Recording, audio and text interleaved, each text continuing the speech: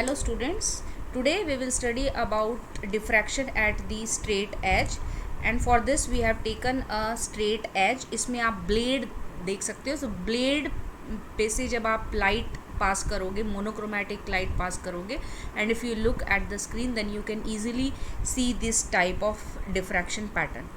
तो अब देखो बच्चों, C जो S है, it is a source of monochromatic light. So the light is allowed to fall on this slit and this slit is a rectangular slit.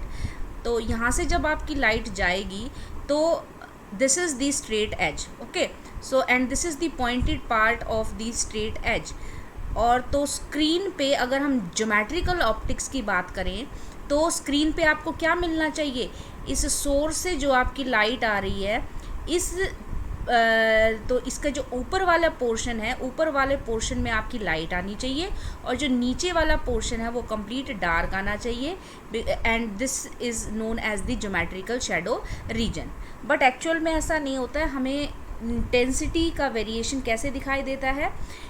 Eight point P जो कि आपका central point है, इस point पे कुछ ना कुछ इंटेंसिटी मिलेगी और जैसे जैसे आप ऊपर की तरफ जाते जाओगे वैसे वैसे जो you will get the alternate dark and bright bands.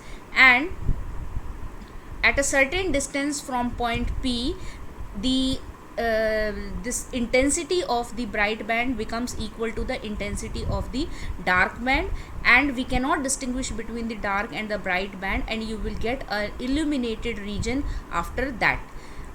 And as we go in the downward direction, then again the intensity is varying. and intensity कैसे vary कर रही है? intensity decrease कर रही है जैसे जैसे हम ज्योमेट्रिकल शेडो रीजन में और अंदर जाते जा रहे हैं. There the intensity of the light is decreasing, but here you can see that still there is some light in the geometrical shadow reason.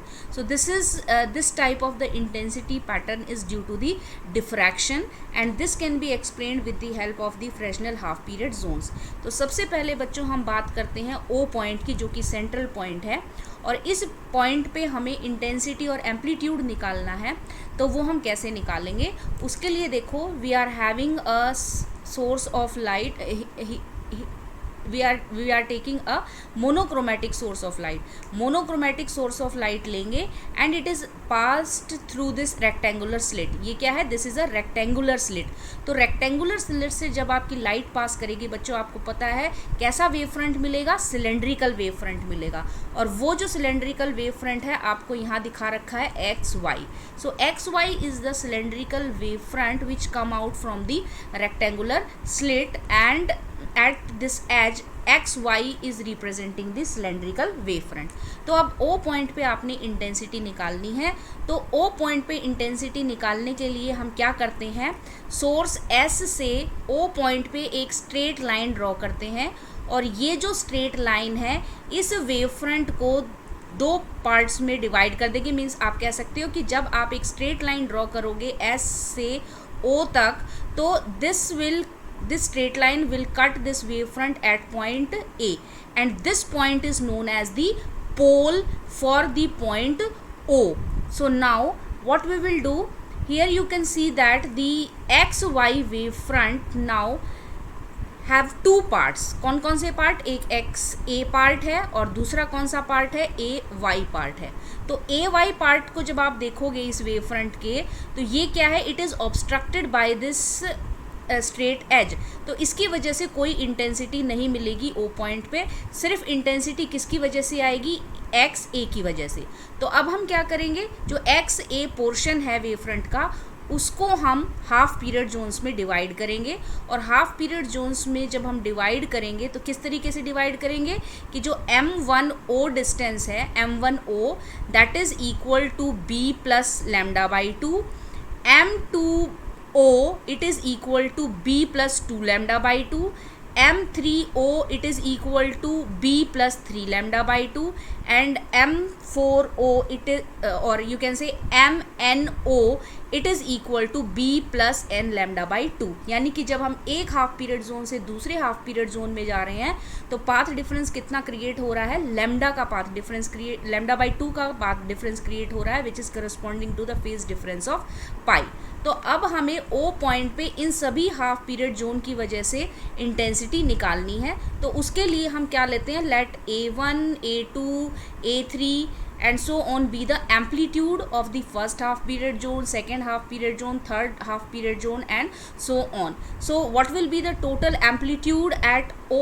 We will add all these amplitudes. So अब देखो A1 minus A2, अब A3 plus minus A4 plus A5 and so on. ये हम alternate positive negative sign इसलिए ले रहे हैं क्योंकि जब हम एक जोन से दूसरी जोन में जा रहे हैं कितना फेज डिफरेंस है, पाई का फेज डिफरेंस आ रहा है, इसीलिए एक का एम्पलीट्यूड पॉजिटिव होगा और नेक्स्ट वाले का एम्पलीट्यूड नेगेटिव होगा। फिर उसके बाद हमने क्या किया है, A1 को A1/2 और A1/2 की फॉर्म में लिखा है, और जितने भी आपके ऑड है मीन्स A1, A3, A5 उनको हमने हाफ हाफ करके लिख दिया, A1/2 plus A1/2, A3/2, A3/2, A5/2, A5/2 and so on. और आपके बच के अब ये इवन टर्म्स। और बच्चों आपको पता है कि जो एम्पलीट्यूड्स है A1 that is greater than A2, it is greater than A3 and so on, and these amplitudes are forming an AP series. So AP series क्या है, इसमें जो A2 है amplitude that will be equal to the mean of 1 and 3। Okay, so now we will put the value of A2 equal to A1 plus A3/2 and A4 क्या हो जाएगा, A4 will be equal to A3 plus A5/2। इस equation में हम put कर देंगे। तो जैसे ही आप इस इक्वेशन में पुट करोगे तो देखो A1/2 और यहाँ से भी A1/2 है, ये पॉजिटिव नेगेटिव है, कैंसिल हो गए, तो सारी टर्म्स आपकी कैंसिल हो जाएंगी। सिर्फ आपके पास क्या बचेगा, you will get these two terms A1/2 plus AN/2। और क्योंकि जो if we take n very large then in that case an will be very very small as compared to A1. So in this case we can say that the amplitude will be equal to A1/2. तो जो O point है means जो central point है, जो source के बिल्कुल सामने वाला पॉइंट है, उस पर आपको कितनी एम्पलीट्यूड मिलेगा, A1/2। तो जो इंटेंसिटी है वो कितनी हो जाएगी, A1²/4। Okay, so this is the intensity at point O. Now let us discuss the point above point, the points which are above point O. तो suppose हमने एक Q पॉइंट ले लिया है और अब हम Q पॉइंट पे इंटेंसिटी निकालेंगे। तो Q पॉइंट पे इंटेंसिटी निकालने के लिए हम S पॉइंट से एक स्ट्रेट लाइन ड्रॉ करेंगे और ये जो स्ट्रेट लाइन है इस वेव फ्रंट को C पॉइंट पे कट करेगी। Now this C will act like a pole for this point Q। Now अब देखो, अब C पॉइंट से पोल से अब आपके जो दो wave front means the single wave front XY can be divided into the two parts. दो पार्ट्स में हम इसको डिवाइड कर सकते हैं, XC एंड CY।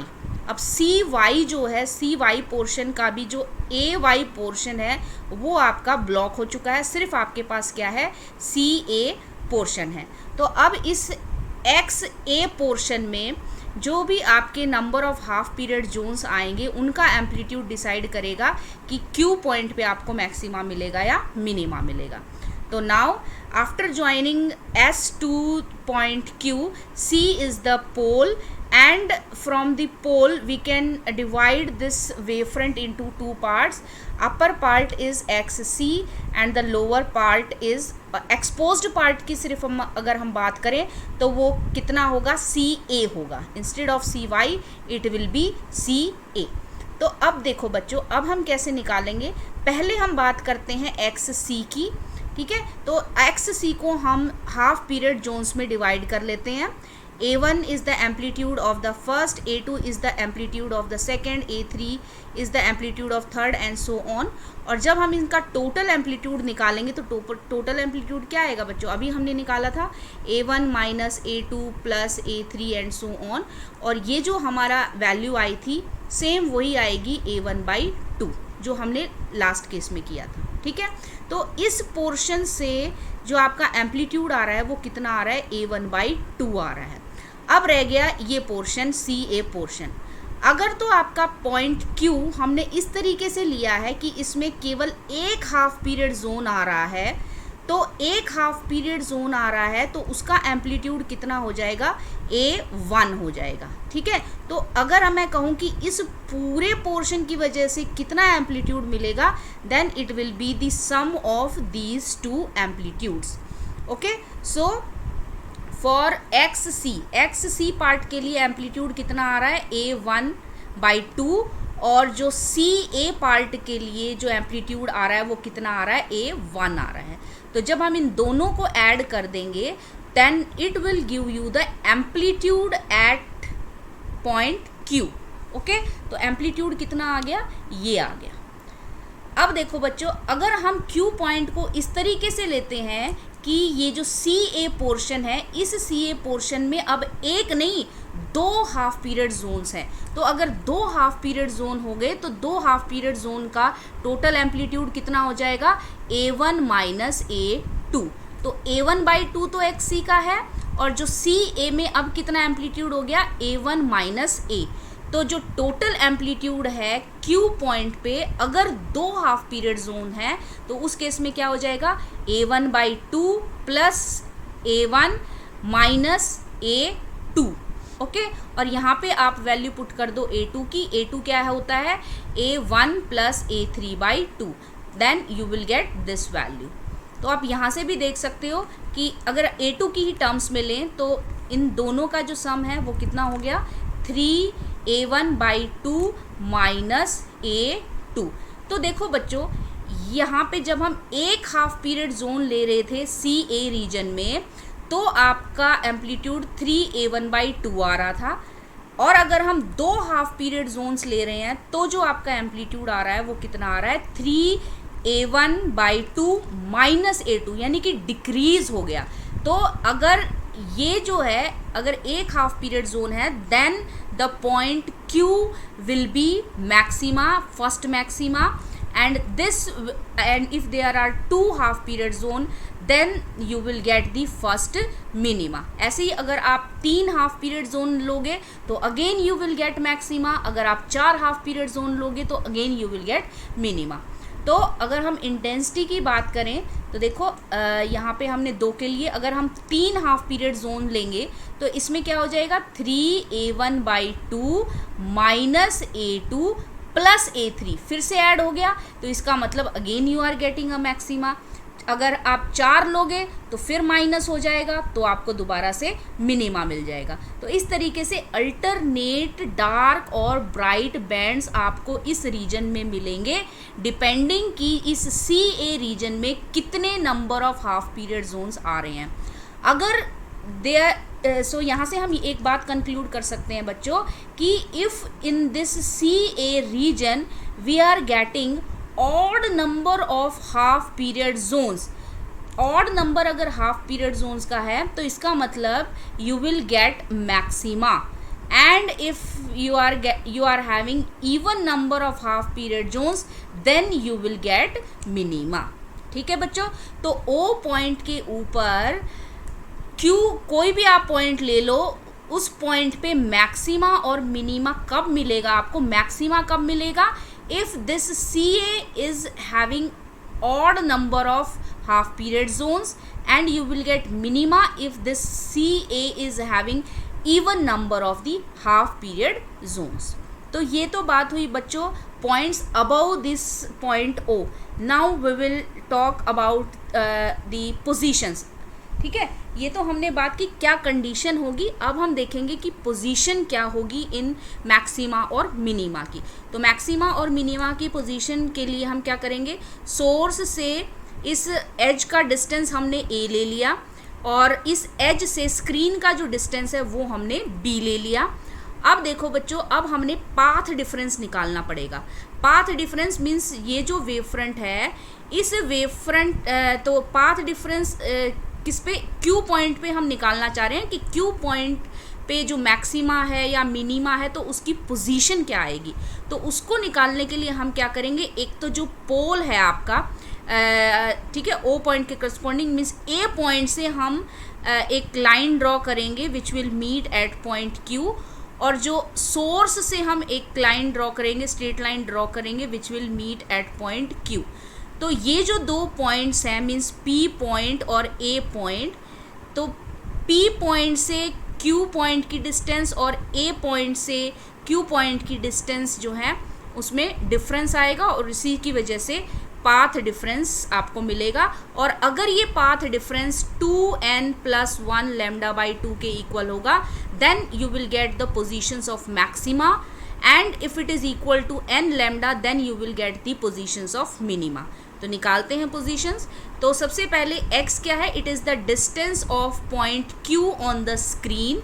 ये q पॉइंट जो हमने स्क्रीन पे लिया है, इस q पॉइंट से o पॉइंट का जो डिस्टेंस है मीन्स जो सेंट्रल पॉइंट का जो डिस्टेंस है दैट इज x।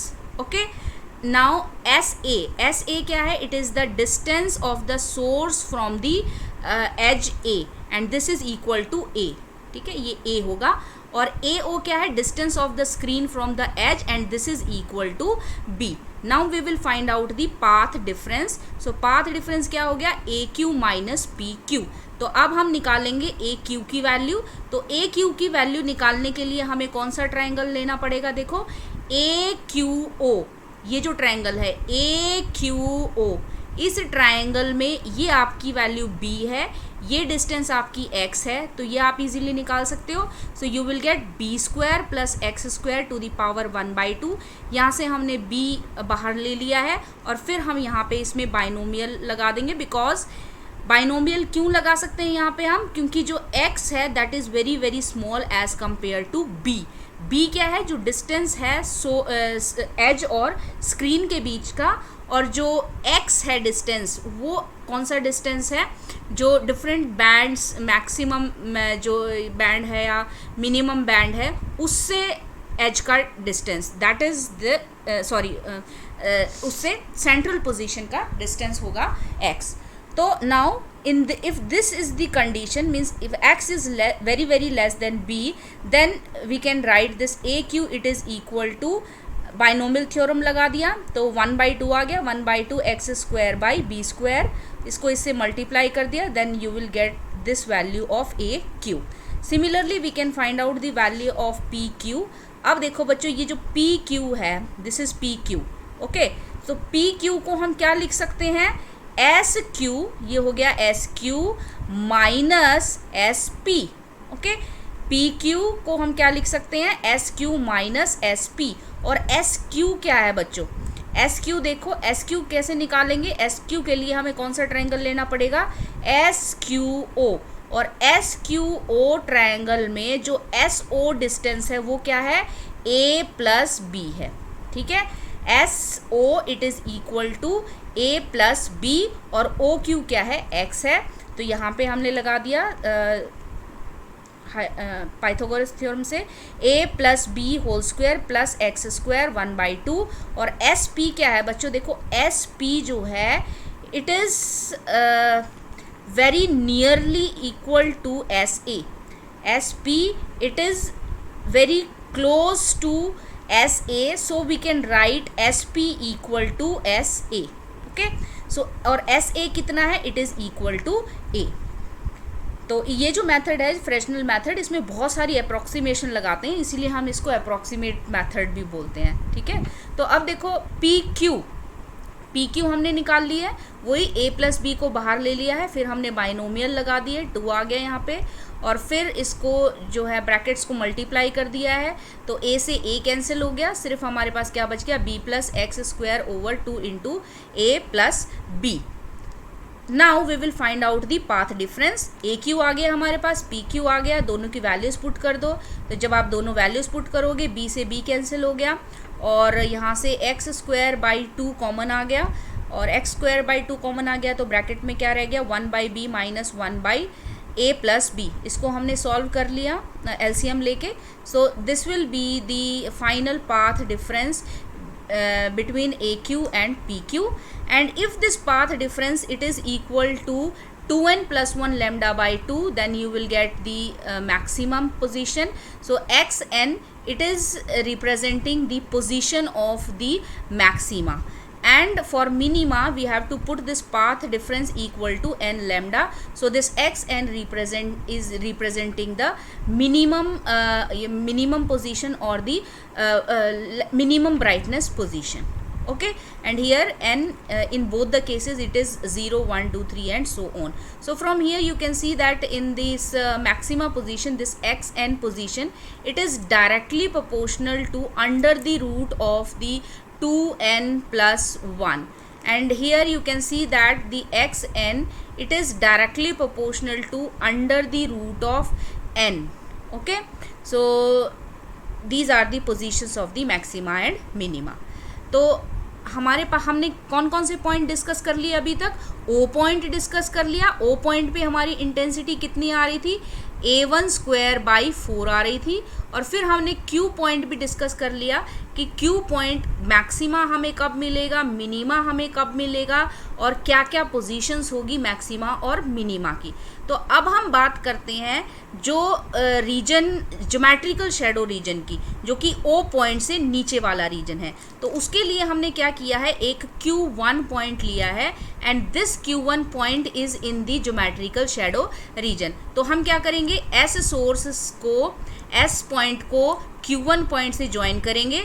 तो हमारे पास यहाँ पे एक इंटरसेक्शन पॉइंट आ गया, जो कि ये लाइन इस वेव फ्रंट को जिस पॉइंट पे कट कर रही है, इसको हम बोलेंगे पोल. तो पोल से हम वेव फ्रंट को 2 पार्ट्स में डिवाइड करेंगे. एक पार्ट आ गया आपका x P1, दूसरा पार्ट आ गया आपका P1y. तो देखो P1y तो it is blocked by this edge, so this is of no use. So we are having only this portion, which portion, x P1 portion. अब देखो बच्चों, अब हम क्या करेंगे, x P1 जो पार्ट है वेव फ्रंट का, उसको हम हाफ पीरियड जोन्स में डिवाइड करना शुरू कर देते हैं. तो जैसे ही आप हाफ पीरियड जोन्स में इसको डिवाइड करोगे, तो एक हाफ पीरियड जोन मान लो हमने इस रीजन में ले लिया, मीन्स P1A रीजन में ले लिया, फिर दूसरा आ गया, फिर तीसरा आ गया, फिर चौथा आ गया, फिर पांचवा आ गया. तो आप देखो बच्चों, अगर ये सारे के सारे amplitudes they are exposed, okay, then उस केस में जो आपका एम्पलीट्यूड आएगा वो क्या आएगा, A1 plus minus A1 minus A2 then plus A3 and so on. ठीक है, लेकिन आप यहाँ से देख सकते हो कि जो ये P1A रीजन में जो आपका वेव फ्रंट, जो हाफ पीरियड जोन आ रहा है, वो हाफ पीरियड जोन जो है दैट इज ऑब्स्ट्रक्टेड या blocked by this straight edge. तो सिर्फ आपको अब जो हाफ पीरियड जोन्स आपने लेने हैं वो कहाँ से लेने हैं, सेकेंड से, फिर third and fourth and so on. इसका मतलब जो ये फर्स्ट एम्पलीट्यूड है that will be equal to 0.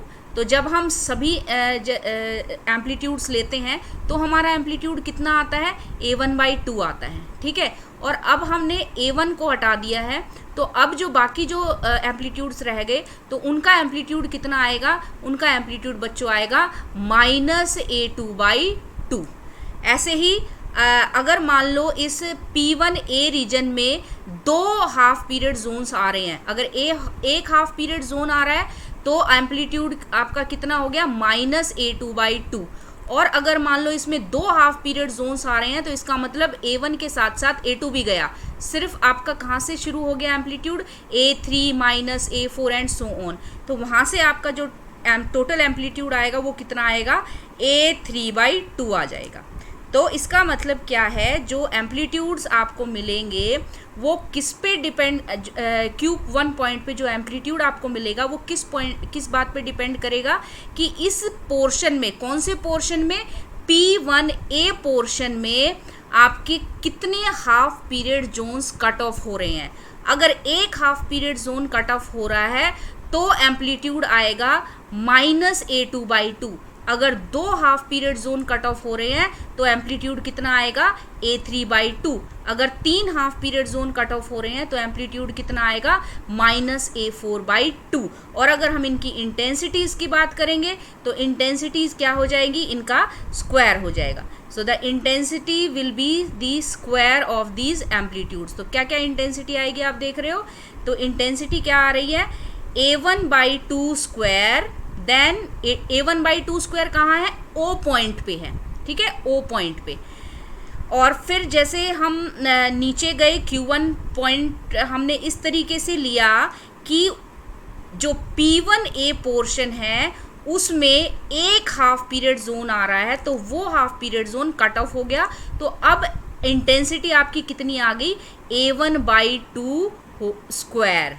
Okay, और फिर हमने Q1 पॉइंट इस तरीके से लिया कि जो P1A रीजन में कितने half period zones cut off हो रहे हैं, 2 half period zones cut off हो रहे हैं। तो अब आपका इंटेंसिटी कितनी आ जाएगी, A3/2 होल स्क्वायर। तो बच्चों अब यहाँ से आप देख सकते हो कि जो A1 है it is greater than A2 and it is greater than A3। तो इसका मतलब क्या है, जैसे जैसे हम नीचे जाते जा रहे हैं ओ पॉइंट से जैसे जैसे हम नीचे जा रहे हैं वैसे वैसे इंटेंसिटी जो है वो डिक्रीज होती जा रही है। और डिक्रीज क्यों होती जा रही है, क्योंकि Q1 पॉइंट को जितना आप नीचे लेते जाओगे वैसे वैसे जो number of half period zones which are getting blocked will increase. और जितना ज़्यादा ब्लॉक्ड पोर्शन में हाफ पीरियड जोन आते जाएंगे वैसे वैसे इंटेंसिटी कम होती जाएगी। तो और फिर एक पॉइंट के बाद क्या होगा, जो एम्पलीट्यूड है, जो इंटेंसिटी है वो बहुत कम हो जाएगी and after that you will get complete darkness. Okay, तो अगर हम ओवरऑल इंटेंसिटी डिस्ट्रीब्यूशन की बात करें तो ओवरऑल इंटेंसिटी डिस्ट्रीब्यूशन क्या है, ये आपकी इंटेंसिटी है and this is the distance from O। तो ये आपका O पॉइंट है। तो O पॉइंट पे आपको आपने देखा था कितनी इंटेंसिटी आ रही थी, A1/4 आ रही थी। ठीक है, फिर हम जैसे जैसे ऊपर की तरफ जा रहे थे means that if the distance of the point is increased from O then we will get the alternate dark and bright bands and their intensity will go on decreasing and after some times there you will get an illumination, complete illumination region। ऐसे ही जब हम geometrical shadow reason की बात करते हैं तो geometrical shadow reason में क्या होगा, जो इंटेंसिटी है वो डिक्रीज होती जाएगी। क्योंकि किसकी वजह से डिक्रीज होगी, क्योंकि जो हाफ पीरियड जोन्स का जो नंबर है जो ऑब्स्ट्रक्ट हो रहे हैं, जो P1A रीजन में आ रहे हैं, उसकी वजह से एम्पलीट्यूड कम होगा और उसकी वजह से इंटेंसिटी कम होती जाएगी। और जब इंटेंसिटी थोड़ी डिस्टेंस के बाद इंटेंसिटी 0 हो जाएगी और उसके बाद there will be complete darkness. So this is all about the diffraction due to a straight edge. Thank you.